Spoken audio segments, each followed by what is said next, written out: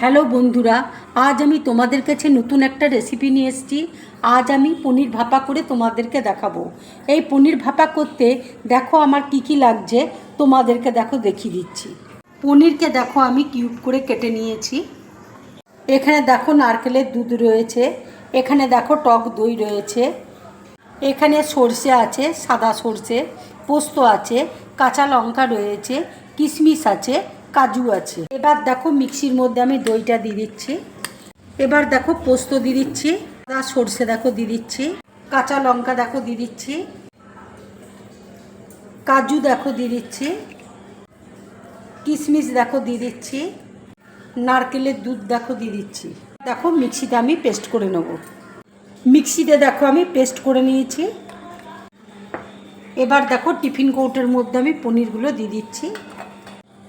এবার দেখো পনিরের মধ্যে পেস্টটা আমি দিয়ে দিচ্ছি। এবার দেখো আন্দাজ মতো আমি নুন দিয়ে দিচ্ছি। এবার আমি দেখো লাল লঙ্কার গুঁড়ো একটু দিয়ে দিচ্ছি, একটু রঙের জন্য দেখো। এবার দেখো আমি সর্ষের তেল, কাঁচা সর্ষের তেল দেখো দিয়ে দিচ্ছি। এবার দেখো সব একসাথে আমি মিক্সড করে নিচ্ছি।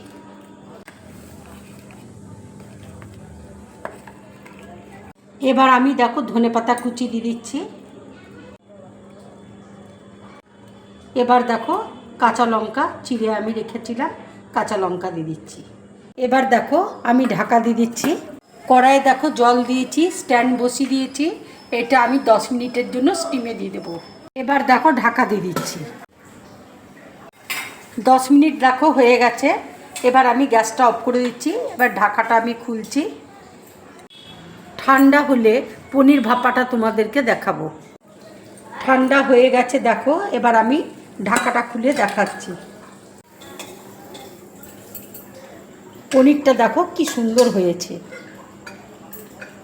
এইভাবে পনির ভাপা বানিয়ে তোমরা গরম ভাতের সাথে খাবে, কিংবা রুটি পরোটা লুচির সাথে খাবে, খুব ভালো লাগবে খেতে। যদি আমার এই রেসিপিটা তোমাদের ভালো লাগে তাহলে লাইক করবে, শেয়ার করবে, আর ড্রিম ব্লগ চ্যানেলটাকে সাবস্ক্রাইব করবে।